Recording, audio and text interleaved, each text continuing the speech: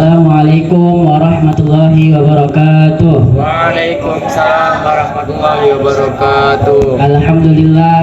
Alhamdulillahi ala silatihi, thumma salamullahi ala salatihi, ala nabi ja'a bitauhidi, wa qad arad dinu bitauhidi.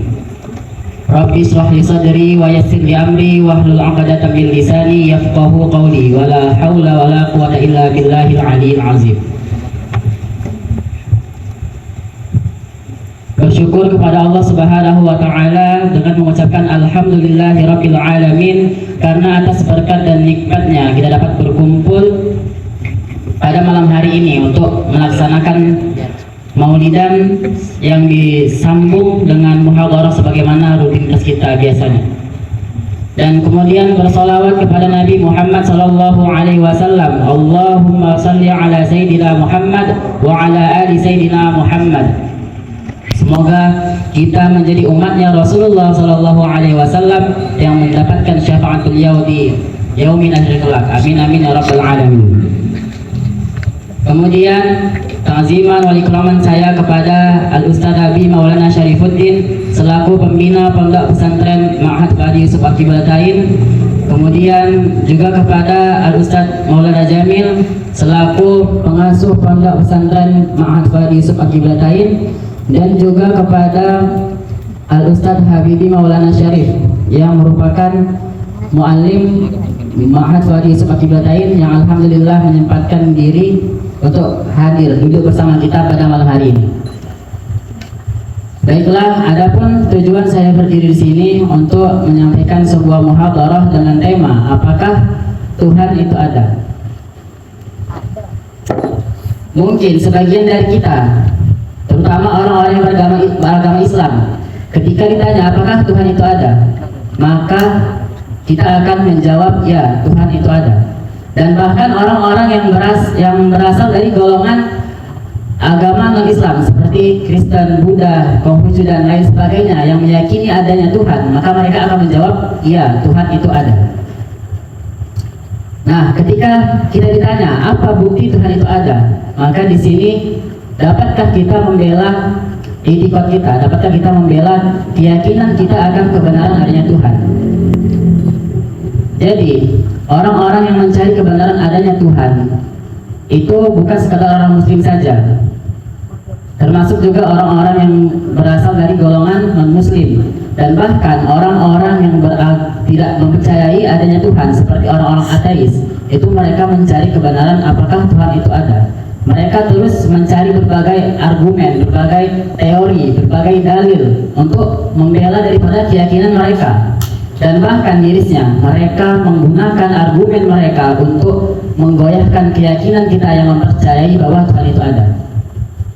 Jadi saya memiliki seorang teman di pondok saya sebelumnya, Pondok Pesantren Salafiyah Miftaul Surur, yang mana dia ini suka main aplikasi voice chat.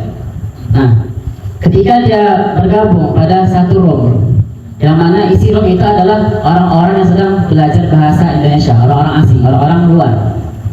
Nah, awalnya mereka berbicara seperti biasa, enjoy, memperkenalkan diri, introduction themselves, and then sampai giliran teman saya memperkenalkan diri, dan akhirnya mereka mengetahui bahwa teman saya adalah seorang muslim dan bahkan tinggal di pondok pesantren. Lalu host dari room tersebut yang merupakan orang ateis yang tidak mempercayai Tuhan itu ada, langsung melemparkan pertanyaan, apakah Tuhan itu ada? Katanya, apakah Allah itu ada?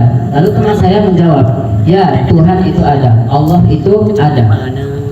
Lalu orang ateis ini bertanya lagi, apa buktinya Tuhan itu ada? Apa buktinya Allah itu ada? Lalu teman saya terdiam, dan alhasil dia tidak bisa menjawab daripada pertanyaan tersebut. Dan akhirnya dia mendatangi saya pada hari itu, pada malam itu, dan mungkin dia beranggapan saya bisa menjawab pertanyaan tersebut. Dan namun kebenaran berkata sebaliknya, saya juga tidak bisa menjawab daripada pertanyaan orang ateis tersebut. Nah, lalu dari sini saya termotivasi dan sadar bahwa mempelajari ilmu tauhid itu sangat penting. Dan bagi seorang muslim itu ada 3 ilmu yang diwajibkan untuk dipelajari. Yang pertama itu ilmu tauhid, lalu yang kedua ilmu fikih, dan yang ketiga ilmu tasawuf. Jadi dalam kitab Matan Safinatus Sholah karya Al-Habib Abdullah bin Umar bin Yahya Al-Hadrami dikatakan Allah itu muttasifun bi kulli kamalin munazzahun an kulli naqasin. Allah bersifat dengan segala kesempurnaan dan suci daripada yang namanya kekurangan. Jadi iman terbagi dua. Yang pertama ada iman munfasal, lalu yang kedua ada yang namanya iman mujmal. Apa itu iman munfasal? Iman munfasal adalah kita mengimani Tuhan, mengimani Allah itu secara detail, mengimani Allah beserta sifat-sifatnya Allah, baik itu yang wajib, mustahil maupun yang jaiz, itu beserta dalil-dalilnya secara terperinci, baik itu dalil yang akli ataupun dalil yang nakli. Nah, maka kita para santri itulah mesti harus beriman dengan iman yang kedua, dengan kasta iman munfasal, mengimani Allah dan sifat-sifatnya beserta dengan dalilnya. Jadi jangan sampai kita ini menjadi orang yang taklid, orang yang ikut-ikutan. Ketika ada ustaz atau ulama yang mengatakan Allah itu wujud, Allah itu kidam, Allah itu baqa, lalu kita mempercayai bahwa Allah itu wujud, Allah itu kidam, dan Allah itu baqa, tetapi kita tidak mengetahui apa buktinya.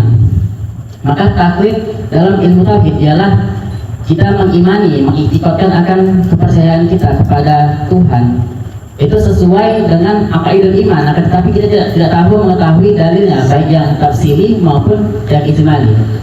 Nah, lalu iman yang mujmal tadi ini adalah iman orang-orang awam. Nah, jadi apabila seseorang beriman dengan kasta iman mujmal ini, itu imannya sudah dianggap sah, imannya sudah mencukupi. Nah, lalu orang yang beriman dengan iman munfasal, ketika ia ditanyai oleh orang lain, oleh seseorang, apakah Tuhan itu sama dengan makhluk?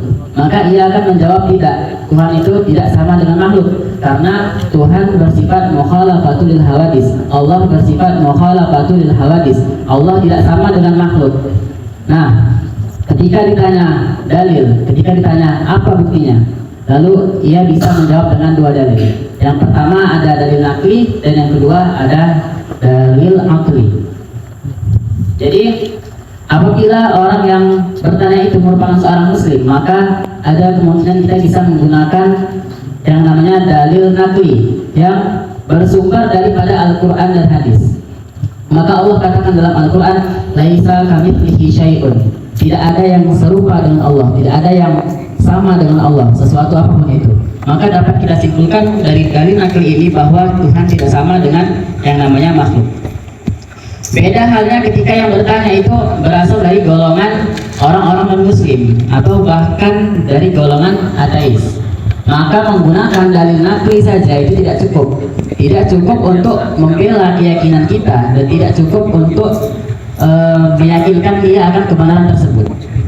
Nah, kenapa tidak cukup? Karena dengan Allah dan Rasulullah saja ia belum tentu percaya, belum tentu ia yakin kepada Allah dan Rasulullah, apalagi dengan Al-Quran dan hadis. Maka disinilah gunanya dalil akli, dalil yang ditetapkan oleh logika atau akal.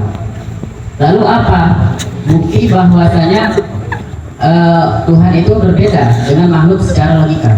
Dalam kitab Aqidatul Awam itu dikatakan fa'lam bi wujubil ma'rifah min wajibin lillahi 20 sifat. Maka ketahuilah secara yakin bahwasanya Allah itu bersifat dengan 20 sifat wajib. Jadi dalam kitab Aqidatul Awam karya Asy-Syaikh Ahmad Marzuki dikatakan seperti itu. Jadi Allah Subhanahu wa taala bersifat dengan 20 sifat wajib, yang mana 20 sifat wajib ini akan terbagi lagi, akan digolongkan menjadi 4. Yang pertama sifat nafsiyah, yang kedua salbiyah, yang ketiga ma'ani, dan yang keempat ma'nawiyah. Dan sifat mukhalafatul hawadis ini merupakan golongan sifat salbiyah dan merupakan urutan yang ketiga. Setelah yang pertama sifat salbiyah itu yang pertama kidam, yang kedua baqa, dan yang ketiga mukhalafatul hawadis, kemudian qiyamuhu binafsih, dan yang kelima wahdaniyah. Nah, Lalu apa yang membedakan Tuhan itu berbeda dengan makhluk secara sudut pandang dalil akli? Tuhan itu ada, manusia juga ada. Lalu apakah bisa kita katakan adanya Tuhan dan adanya manusia itu sama? Maka jawabannya tentu tidak. Adanya Tuhan itu tidak diawali dengan ketiadaan. Dan inilah mengapa Allah Subhanahu wa Ta'ala bersifat dengan sifat tidak. Lalu adanya Tuhan itu tidak akan bertemu yang namanya ketiadaan. Dan inilah mengapa alasan Allah itu bersifat dengan sifat baqa. Allah itu kekal, Allah itu tidak akan binasa. Dan Allah tidak akan bertemu dengan yang namanya ketiadaan. Sedangkan manusia, sedangkan makhluk itu adanya diawali dengan ketiadaan. Dan adanya makhluk akan bertemu dengan yang namanya ketiadaan. Itulah mengapa manusia dinamakan dengan baharu, sesuatu yang diawali dengan tiada kemudian akan bertemu dengan yang namanya ketiadaan atau kita sebut dengan kematian. Nah, lalu apa bukti Tuhan itu ada? Untuk membuktikan Tuhan itu ada, kita bisa menggunakan 3 teori. Yang pertama teori kosmologis, kemudian ontologis, dan yang ketiga teologis. Namun pada malam hari ini kita akan membahas satu teori, yaitu teori yang pertama, teori kosmologis, yaitu yang berdasarkan baharunya alam ini. Jadi dalam filsafat itu ada suatu istilah, suatu teori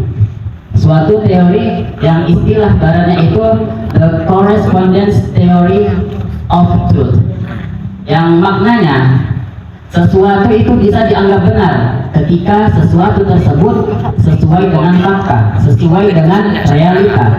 Nah, contohnya simpel, seperti kita sedang ketika kita sedang berada di sebuah pantai, kemudian datang seseorang kepada kita. Dia bertanya, "Bang, di pantai ini di mana ada jual jagung bakar?" Nah, kemudian kita jawab, "Itu laut 500 meter, abang nyelam sampai dasar laut. Kemudian di situ ada jual es teh jumbo, di sebelah kanannya ada jual jagung bakar." Pertanyaannya, apakah orang yang bertanya tadi akan pergi dalam ke laut dan mencari itu jagung bakar? Kalau jawabannya iya, dia pergi di sana mencari jagung bakar, maka dua-dua sama gilanya. Yang nanya gila, yang ditanya pun gila, karena hal tersebut tidak sesuai dengan fakta dan tidak bisa dipercaya. Nah, pastinya orang yang bertanya itu akan pergi dan dalam hati dia berkata, rupanya lo itu segila-gilanya aku, rupanya ada lagi yang lebih gila katanya. Maka secara logika saja kita pikirkan bahwa api itu ketika bertemu dengan air maka api akan padam. Walaupun sudah dikatakan, ayo pikirkan secara logika, maka ya tetap tidak bisa. Menyalanya api dalam laut itu, bahkan di dasar laut itu tertolak oleh akal. Maka hal ini tidak bisa dipercaya.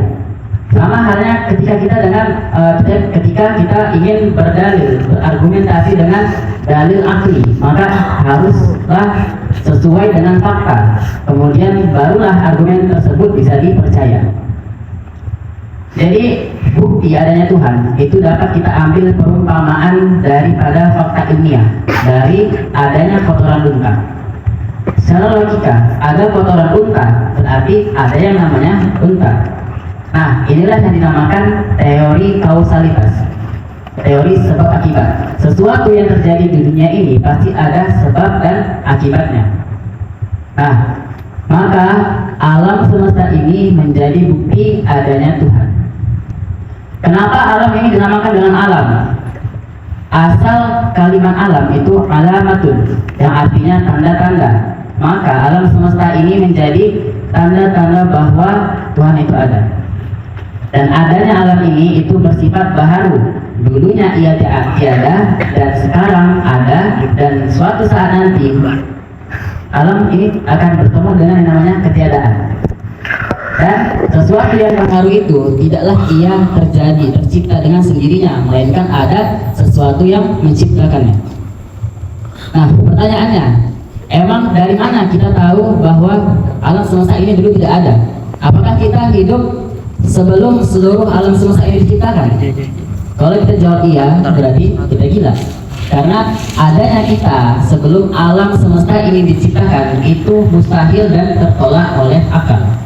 Maka jawaban yang tepat, jawaban yang benar, yang sesuai dengan akal logika manusia ialah tiadanya bumi ini dulu dan sekarang ada.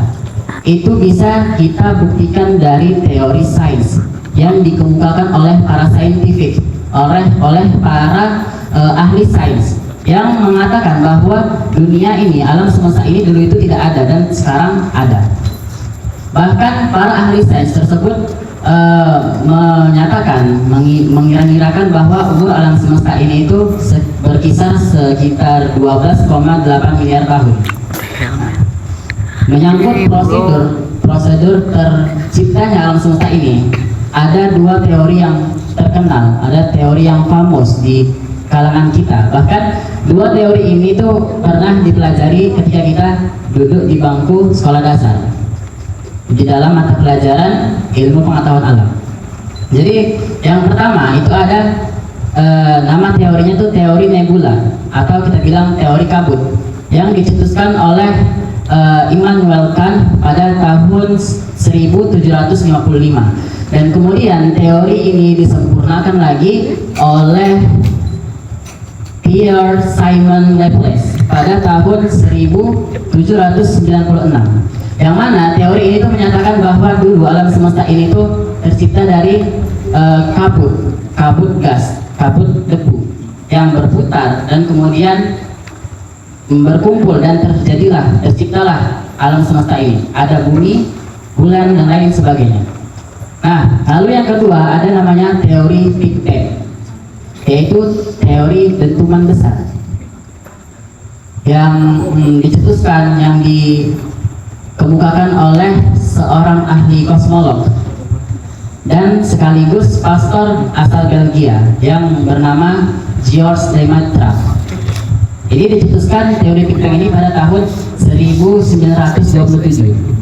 Yang mana teori Big Bang ini menyatakan bahwa alam semesta ini dulunya itu berupa satu titik tunggal yang padat, yang panas, satu titik yang tunggal, yang singularitas, yang kemudian sekitar 13,8 miliar tahun lalu itu terjadi ledakan. Maka titik tersebut terpisah, mengembang dan menciptakan ruang dan waktu dan material yang terus berkembang hingga saat ini.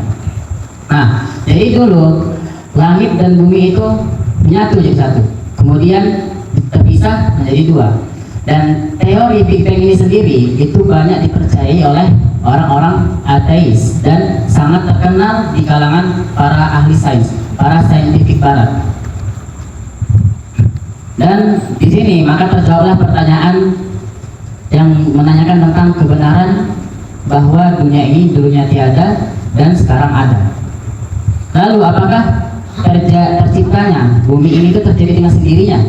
Maka jawabannya tidak.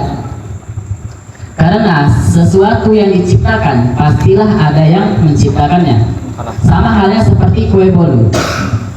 Kita pikirkan kue bolu itu apakah ia adanya dengan sendirinya? Tepung, air, gula terbang dalam baskom, putar-putar mereka, tiba-tiba jadi bolu. Maka jawabannya tidak, dan itu secara logika itu mustahil. Pastilah ada orang yang membuat bolu tersebut, yaitu manusia yang membuatnya. Sama juga alam semesta ini adanya tidak dengan sendirinya, pastilah ada yang menciptakannya. Pertanyaannya, siapakah yang menciptakan alam semesta ini? Maka jawabannya, yang menciptakan alam semesta ini adalah Tuhan. Maka dari sini dapat kita simpulkan bahwa Tuhan itu ada, dan adanya Tuhan itu dapat dibuktikan dari adanya alam semesta ini. Nah, lalu pertanyaan selanjutnya, Tuhan manakah yang menciptakan alam semesta? Maka jawabannya ialah Allah Subhanahu wa Ta'ala. Dan ini dapat dibuktikan dalam Al-Quran surah An-Nur ayat 30. Allah berfirman, awalam yarul ladzina kafaru annas samawati wal arda kanata ratqan. Apakah Apakah tidak mengetahui orang-orang kafir bahwa bumi ini dulunya itu menyatu dan kemudian kami pisahkan antara kedua? Ayat ini nyata sesuai dengan teori Big Bang yang dicetuskan oleh George Lemaitre pada tahun 1927. Dan bahkan ayat itu duluan daripada teori tersebut dan sesuai dengan fakta. Maka itu jarak daripada ayat ini dan teori yang dicetuskan oleh kosmolog dari Belgia tadi, itu jaraknya sekitar 1 abad 277 tahun. Itu 1277 tahun, sekitar segitu. Nah, kalau kita pikir Al-Quran selesai dibukukan secara sempurna pada zaman kekhalifahan Utsman bin Affan, itu pada sekitar tahun 24 sampai 35 Hijriah. Nah, dan itu juga sekitar tahun 650 atau 656 Masehi. Pertanyaannya, apakah pada tahun itu, pada zaman kekhalifahan Utsman bin Affan sudah ada alat-alat canggih yang bisa digunakan untuk melakukan penelitian tentang ilmu astronomi? Maka jawabannya tidak, belum ada alat-alat yang seperti itu. Bahkan jarak adanya ayat Al-Quran yang tadi dengan teori Big Bang yang banyak dipercayai oleh orang-orang ateis dan sangat terkenal di kalangan para ahli sains, itu jaraknya 1 abad 270 tahun, sekitar segitu. Nah, lalu bagaimana bisa ayat ini bisa sesuai dengan fakta, bisa valid gitu dengan kenyataan yang ada daripada kenyataan teori Big Bang tadi? Maka inilah ilmunya Allah Subhanahu wa taala yang maha sempurna. Sampai di sini, apakah orang-orang yang bertanya tadi, orang-orang yang berasal dari golongan orang ateis atau orang yang non-muslim akan diam dan percaya begitu saja? Dia akan diam dan percaya? Maka jawabannya tentu tidak. Mereka masih membela daripada keyakinan mereka. Lalu mereka akan bertanya, kalau Tuhan itu ada, kenapa sih Tuhan tidak nampak? Kenapa Tuhan tidak terlihat? Nah, kalau dia bertanya seperti ini, coba tamparkan mukanya, jambakan rambutnya, atau cubit lengannya, lalu tanya, sakit? Nah, seperti itulah rasa sakit itu ada. Lalu apakah kita bisa melihat daripada rasa sakit itu? Maka jawabannya tidak. Maka sesuatu yang tidak terlihat itu belum tentu tidak ada, dan sesuatu yang ada, kalaupun itu tidak mesti terlihat, dia bersifat abstrak, tidak terlihat. Nah, seperti itulah rasa sakit. Sakitnya ada, tapi tidak bisa dilihat. Sampai di sini, apakah mereka akan diam dan percaya? Lagi dan lagi jawabannya tidak.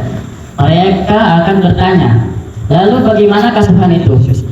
Nah, maka di sini kita menjawab, yang mengetahui hakikat zat Tuhan atau mengetahui hakikat zat Allah itu hanyalah Allah Subhanahu wa ta'ala sendiri. Karena akalnya manusia itu tidak sampai memikirkan daripada hakikat zatnya Tuhan. Makanya dalam istilah barat itu dikatakan beyond our grasp, tidak bisa digapai oleh akal manusia.